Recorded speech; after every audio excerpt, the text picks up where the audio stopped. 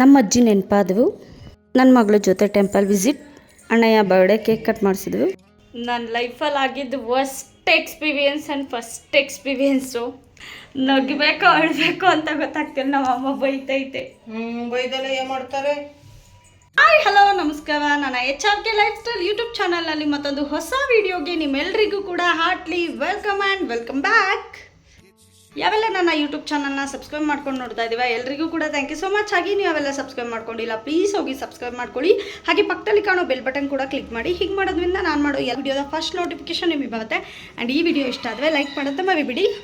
ಎಲ್ಲರೂ ಚೆನ್ನಾಗಿದ್ದೀವಿ ಅಂದ್ಕೊಂಡು ಈ ವಿಡಿಯೋನ ಸ್ಟಾರ್ಟ್ ಮಾಡ್ತಾ ಇದ್ದೀನಿ.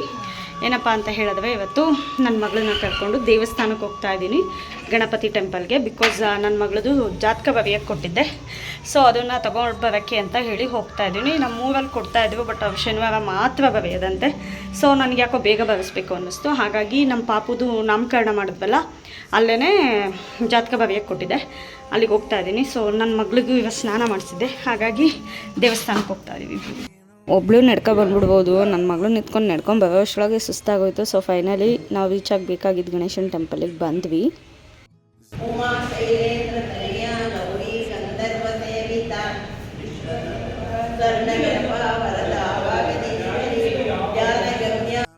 ನಾನು ಯಾವಾಗ ಗಣೇಶನ ಟೆಂಪಲ್ಗೆ ಹೋದ್ವು ಕೂಡ ಕುಂಕುಮ ಅರ್ಚನೆ ಮಾಡಿಸ್ತೀನಿ. ಇವತ್ತು ಬೆಣ್ಣೆ ಅಲಂಕಾರ ಮಾಡಿದ್ವು, ನೋಡೋಕ್ಕೆ ಗಣೇಶ ತುಂಬ ಚೆನ್ನಾಗಿ ಕಾಣಿಸ್ತಾ ಇದ್ವು.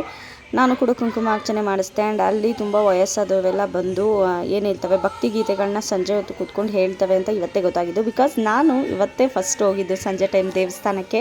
ಸೊ ನೋಡ್ತಾ ಇರ್ಬೋದು, ಇಲ್ಲಿ ನಾನು ನನ್ನ ಫ್ಯಾಮಿಲಿ ಹೆಸರಲ್ಲಿ, ನನ್ನ ಮಗಳ ಹೆಸರಲ್ಲಿ ಫಸ್ಟು, ಈಗ ಎಲ್ಲ ತಾಯಿನೂ ಅಷ್ಟೇ ಅಲ್ವಾ, ಫಸ್ಟು ಕೇಳ್ಕೊಳ್ಳೋದು ತನ್ನ ಮಕ್ಕಳಿಗೋಸ್ಕರ. ಹಾಗೆಯೇ ನನ್ನ ಬಾಯಲ್ಲೂ ಕೂಡ ಯಾವ ಹೆಸರಲ್ಲಿ ಕುಂಕುಮಾರ್ಚನೆ ಮಾಡಲಿ ಅಂತ ಹೇಳಿದ್ರು ಫಸ್ಟ್ ಬರೋದೇ ನನ್ನ ಮಗಳ ಹೆಸರು. ಅದಾದಮೇಲೆ ನಮ್ಮ ಫ್ಯಾಮಿಲಿಯವ್ರ ಹೆಸರನ್ನು ಕೂಡ ಹೇಳಿ ಸಹ ಕುಟುಂಬ ಅಂತ ಹೇಳಿಬಿಟ್ಟು ಕುಂಕುಮಾರ್ಚನೆ ಮಾಡಿಸ್ದೆ. ಅದಾದಮೇಲೆ ನನ್ನ ಮಗಳಿಗೆ ಮಾಮಿಗೆ ನಮಸ್ಕಾರ ಮಾಡು ಅಂತ ಹೇಳ್ಕೊಡ್ತಾ ಇದ್ದೆ. ಅವ್ರಿಗೆ ನಮ್ಮಮ್ಮ ಹೇಳ್ಕೊಟ್ಟಿದ್ದಾವೆ ನಮಸ್ಕಾರ ಮಾಡೋದು ಹೇಗೆ ಅಂತ ಹೇಳಿಬಿಟ್ಟು. ಸೊ ಅದನ್ನು ಪ್ರಾಕ್ಟೀಸ್ ಮಾಡ್ತಾ ಇದ್ವಲ್ಲ, ಹಾಗೆ ಒಂದೆರಡು ಕ್ಲಿಪ್ಪಿಂಗ್ ತೊಗೊಳ್ಳೋಣ ಅಂತ ಹೇಳಿ ತೊಗೊಂಡೆ. ನನ್ನ ಮಗಳು ಹೆಂಗೆ ಗೊತ್ತಾ, ಹೇಳ್ಕೊಟ್ರೆ ಮಾಡೋದು ಕಷ್ಟ, ಅವ್ರಿಗೆ ಮನ್ಸು ಬಂದು ಅವಳೇ ಮಾಡಬೇಕು.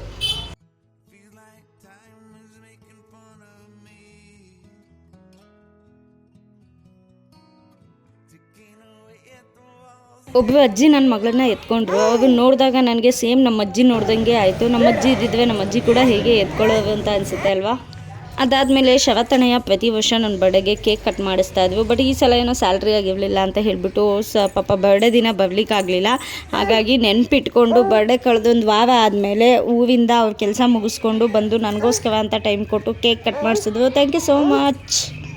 ನಮ್ಮ ಅಣ್ಣ ಹೇಳ್ತಾಯಿದ್ದು, ನನ್ನ ಸೊಸೆನ ತುಂಬ ಮಿಸ್ ಮಾಡ್ಕೋತಾ ಇದ್ದೀನಿ. ಆಲ್ಮೋಸ್ಟ್ 1.5 ಮಂತ್ ಆಯಿತು ನಾನು ನೋಡಿ, ಸಿಕ್ಕಾಬಟ್ಟೆ ಮಿಸ್ ಮಾಡ್ಕೋತಾ ಇದ್ದೀನಿ ಅಂತ ಹೇಳಿಬಿಟ್ಟು ಅಂತ. ನನ್ನ ಮಗಳು ಅಷ್ಟೇ ಬಂದ ತಕ್ಷಣ ಸಡನ್ನಾಗಿ 1.5 ತಿಂಗಳಾಗಿತ್ತಲ್ವ, ನೋಡಿ ಸ್ವಲ್ಪ ಶಾಕ್ ಆದ್ವು. ಅದಾದಮೇಲೆ ನಮ್ಮ ಅಣ್ಣ ಯಾವ ಹತ್ರನೂ ಬರಲೇ ಇಲ್ಲ. ಇತ್ತೀಚೆಗೆ ಹೇಗಾಗಿದೆ ಅಂತ ಹೇಳಿದ್ವಿ, ವಿಡಿಯೋ ಮಾಡ್ಕೊಳ್ಳೋ ಇದು ಗಡಿಬಿಡಿನಲ್ಲಿ ಫೋಟೋ ತಕ್ಕೊಳ್ಳೋದೇ ಮರ್ತೋಗ್ತೀನಿ. ನಿಮ್ಗಳ ಜೊತೆ ಒಂದು ಹೆಲ್ಮೆಟಿಂಗ್ ಕತೆ ಹೇಳ್ತೀನಿ ಬನ್ನಿ, ಏನು ಅಂತ ಕೇಳೋಣ. ಆ ಹೆಲ್ಮೆಟಿಂಗ್ ಕತೆ ನನ್ನ ಲೈಫಲ್ಲಿ ಆಗಿದ್ದು worst experience and first experience. ಏನಪ್ಪ ಅಂತ ಹೇಳಿದ್ರೆ, ಚಿನ್ನ ಬೆಳ್ಳಿ ಒಡವೆ ಕದಿಯೋದು ನೋಡಿದ್ದೀನಿ, ಹೆಲ್ಮೆಟ್ ಕಳ್ರನ್ನ ನಿಜವಾಗ್ಲೂ ನೋಡಿರಲಿಲ್ಲ ಫಾರ್ ದ ಫಸ್ಟ್ ಟೈಮ್. ಸ್ವಲ್ಪ ಕೆಲಸ ಇತ್ತು ಅಂತ ಹೇಳ್ಬಿಟ್ಟು ಬ್ಯಾಂಕಿಗೆ ಹೋಗಿದ್ದೆ. ಚೇರ್ ಮೇಲೆ ಹೆಲ್ಮೆಟ್ ಇಟ್ಬಿಟ್ಟು ಒಳಗೆ ಹೋಗಿ ಬರೋವಷ್ಟರೊಳಗೆ ಅವನು ಹೆಲ್ಮೆಟ್ ಹಾಕಿದ್ದಾನೆ, ಕೋತ್ ನನ್ನ ಮಗ ಕದಿಯೋಕ್ಕೆ ಬೇರೆ ಏನು ಸಿಗಲಿಲ್ವಾ. ಬ್ಯಾಂಕಿಗೆ ಬಂದ್ಬಿಟ್ಟು ಅವ್ನು ಹೆಲ್ಮೆಟ್ ಹಾಕ್ಕೊಂಡು ನನ್ನ ಹೆಲ್ಮೆಟ್ನ ಹಿಂಗೆ ನೋಡ್ಕೊಂಡು ತೊಗೊಂಡೋಗ್ತಿದ್ದಾನೆ. ಪಾಪ ಮ್ಯಾನೇಜರ್ಗೆ ರಿಕ್ವೆಸ್ಟ್ ಮಾಡಿದ್ದಕ್ಕೆ CCTV ಫುಟೇಜ್ ತೋರಿಸಿದ್ವು. ಅದರಲ್ಲಿ ಅವ್ನು ಹೆಲ್ಮೆಟ್ ಹಾಕ್ಕೊಂಡು ನನ್ನ ಹೆಲ್ಮೆಟ್ನ ಹಿಂಗೆ ಸುತ್ತಮುತ್ತ ನೋಡ್ಕೊಂಡು ತೊಗೊಂಡೋಗ್ತಾ ಇದ್ದಾನೆ. ಏನು ಜನ ಇರ್ತಾರಪ್ಪ,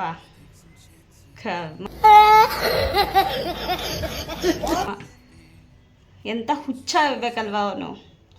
ಆ್ಯಕ್ಚುಲಿ ಅದು ನಮ್ಮ ಅಮ್ಮ ಗಿಫ್ಟ್ ಮಾಡಿದ್ದು ಹೆಲ್ಮೆಟ್, ಎಷ್ಟು ವರ್ಷದಿಂದ ಜೋಪಾನವಾಗಿ ಇಟ್ಕೊಂಬಂದಿದ್ದೆ. ಈಗ ಆನ್ ದಿ ವೇ ಬರ್ತಾ ಹಂಗೆ ಸಿಗ್ನಲ್ಲೆಲ್ಲ ಬರೋಕ್ಕಾಗಲ್ಲ. ಆ್ಯಂಡ್ ನನ್ನ ಬ್ಯಾಡ್ ಲಕ್ಕೋ ಗುಡ್ ಲಕ್ಕೋ ಗೊತ್ತಿಲ್ಲ, ಹೆಲ್ಮೆಟ್ ಕಳೆದೋಯ್ತು. ಸದ್ಯ ಹೆಲ್ಮೆಟ್ ಆನ್ ದಿ ವೇ ಬರಬೇಕಾದ್ರೆ ಹೆಲ್ಮೆಟ್ ಶಾಪ್ ಇತ್ತು, ಹೊಸ ಹೆಲ್ಮೆಟ್ ತೊಗೊಂಡು ಬಂದೆ. ಅಲ್ಲಿ ನೋಡಿದ್ರೆ ಸಿಗ್ನಲಲ್ಲಿ ಪೊಲೀಸ್ ಹಿಡಿತಿದ್ದಾವೆ. ಸದ್ಯ ಹೆಲ್ಮೆಟ್ ತೊಗೊಂಡು ಹಾಕೋ ಬಂದಿದ್ದು ಸ್ವಲ್ಪ ಸಮಾಧಾನ ಆಯಿತು. ಸುಮ್ಮನೆ ಹೆಲ್ಮೆಟಿಗೆ ಬಂಡವಾಳ ಆಗ್ತೆ ಮತ್ತೆ.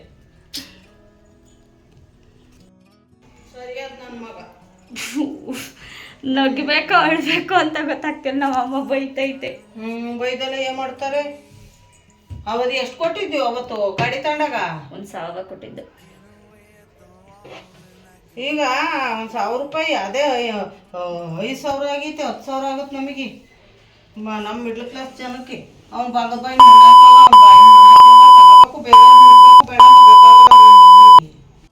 ಈ ಕಡೆ ಸಿಕ್ಕಾಬಿಟ್ಟೆ ಬೇಜಾರಾಗ್ತಿದೆ. ಅದೊಂಥರ ಲಕ್ಕಿ ಹೆಲ್ಮೆಟ್ ಇದುವರೆಗೂ ತುಂಬಾ ಚೆನ್ನಾಗಿ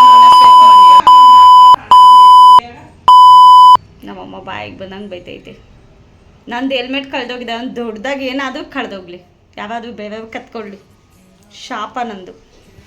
ಅಲ್ಲ ಕಣಮ್ಮ, ಹ್ಞೂ ನೀನು ಗಾಡಿ ತಗೊಂಡಾಗ ಹೆಲ್ಮೆಟ್ ಕೊಡ್ಸಿದ್ದೆ, ಹ್ಞೂ ಅದನ್ನ ಎಷ್ಟು ಅಂತ ಕೇಳಿ ವಾಪಸ್ ಬಂದು ಮತ್ತೊಬ್ಬ ಬರ ಮಗ ತಬರೋಣ ಅಂತ ಹೇಳಿ ಕೊಡ್ಸಿದ್ದೆ. ಈ ಕಡೆ ತಿಳ್ಕೊಂಡು ಹೇಳಿ. 9 ವರ್ಷದ್ದು ಹೆಲ್ಮೆಟ 8 ವರ್ಷದ್ದು? 9 ವರ್ಷದ್ದು ಗಾಡಿಯಿಂದ ತಗೊಂಡಾಗ. ಈಗ ಅವ್ನ್ ತಲೆಯಲ್ಲಿ ಇಲ್ದೇ ಇದ್ರೆ ಅವ್ನ್ ತಗೊಳ್ಳೋದ್ರಲ್ಲಿ ಕಳ್ತನ ಮಾತಾಡೋ ಒಂದು ಅರ್ಥ ಐತೆ. ಚೆನ್ನಾಗಿ ಹೇಳಿದ್ರಿ. ಅವ್ನ್ ತಲೆಯಲ್ಲಿ ಒಂದು ಹೆಲ್ಮೆಟ್ ಇಟ್ಕೊಂಡು ಇನ್ನೊಬ್ರದ್ದು ಹಿಂಗ್ ನೋಡ್ಬಿಟ್ಟು ತಗೊಳ್ಳೋ ಅಂತದ್ ಏನವ? ಅದ್ರಲ್ಲಿ ಏನ್ ಸಿಕ್ಕುತ್ತೆ? ಸಾಯತಕ್ಕ ತಿಂತಾನ ಅದ್ರಲ್ಲಿ? ಏನ್ 100 ರೂಪಾಯಿ ಹೆಲ್ಮೆಟ್ ಅಲ್ಲಿ? ಅವಂದು ಹೊಸ ಹೆಲ್ಮೆಟ್ ಕಣಮ್ಮ. ವಸ್ತು ಇಟ್ಕೊಂಡು ಕೊದ್ದವನೇ ಅಂದ್ರೆ ಅವ್ನು ಕಳ್ಳ. ನಮ್ದೇ ಹಳೆ ಹೆಲ್ಮೆಟ್ ತರ ಕಾಣಿಸ್ತಿತ್ತು, ಅವ್ನು ಹೊಸ ಹೆಲ್ಮೆಟ್. ಹಳೇದಾದ್ರು ಮಗ ಕ್ಲೀನ್ ಆಗಿ ಇಟ್ಕೊಂಡಿದ್ದೆ, ವಾಶ್ ಮಾಡಿ. ಕೊಡವ ಅಮ್ಮ ಅಂತೂ ಹೆಲ್ಮೆಟ್ ಕದ್ದವನಿಗೆ ಸಿಕ್ಕಾಪಟ್ಟೆ ಶಾಪ್ ಹಾಕಿದ್ವು. ಎಷ್ಟಿದಾಗಿತ್ತು ನನ್ನ ಇವತ್ತಿನ vlog. Thank you so much for watching with lots of love. ಮತ್ತು ನೆಕ್ಸ್ಟ್ ವಿಡಿಯೋದಲ್ಲಿ ಸಿಗೋಣ. ಅಲ್ಲಿವರೆಗೂ take care, bye, love you all.